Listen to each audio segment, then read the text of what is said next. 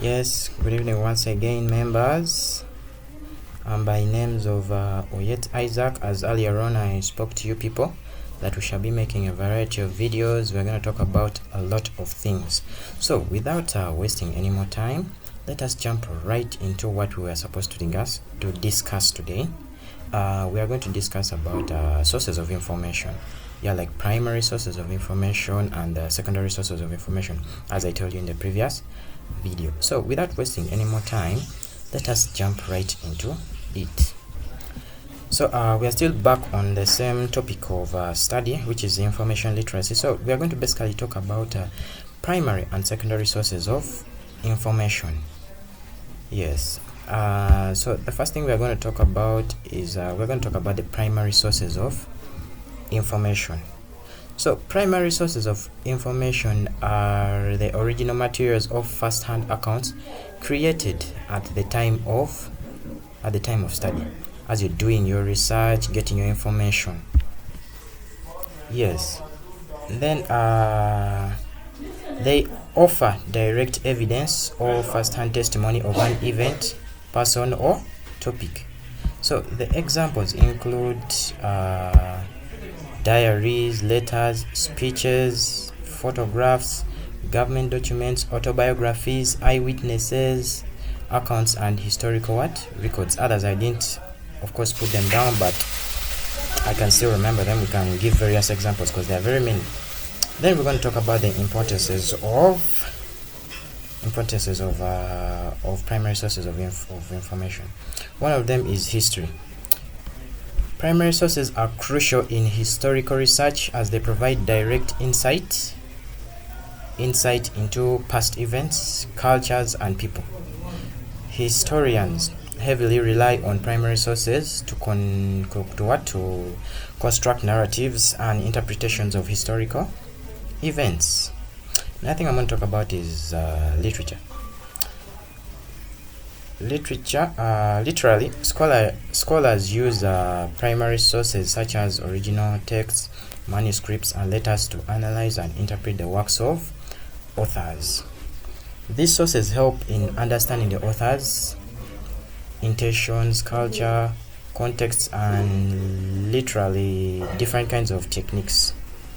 Then I'm going to talk about science. In scientific research, primary sources include original research, articles, experiments, observational data, and lab reports. These sources are essential for validating scientific theories, conducting meta-analysis, and advancing knowledge in various scientific fields. So the last thing I'm going to talk about is sorry about this, I happen to repeat some of these things, but I'm supposed to talk about social sciences. Here it is. Social sciences. So primary sources are in social sciences encompasses a wide range of materials, including interviews, surveys, case studies, and field observations.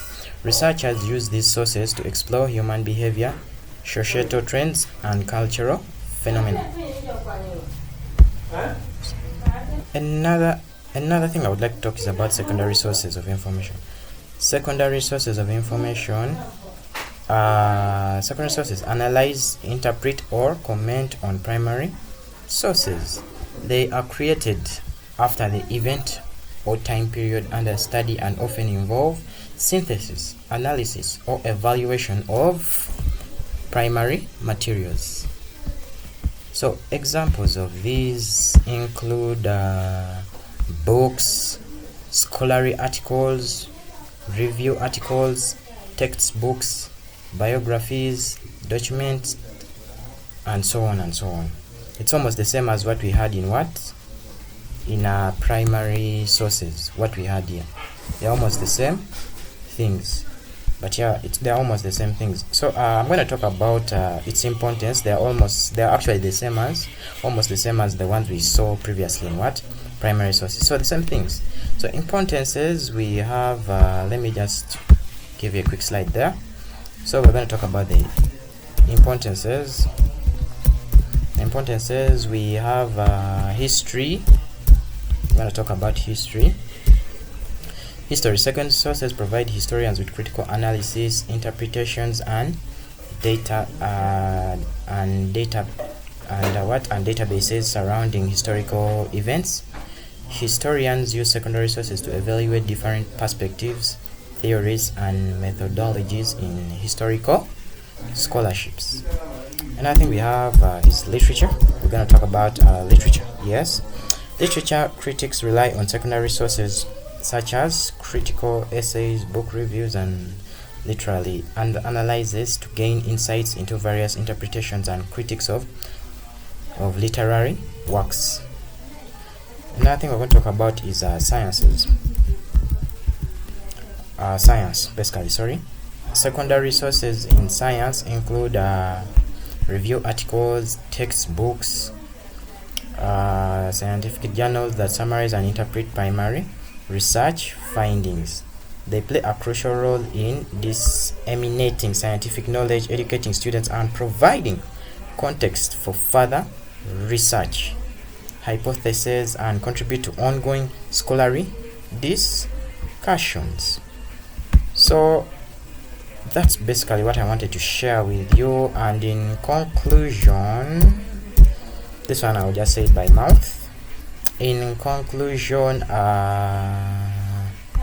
while primary sources offer direct evidence of first-hand accounts of events, secondary sources provide analysis, interpretation, and commentary on primary materials. Their importance varies across various disciplines, with primary sources being particularly vital for constructing narratives and theories, while secondary sources contribute to understanding, analyzing, and synthesizing existing knowledge within a particular discipline.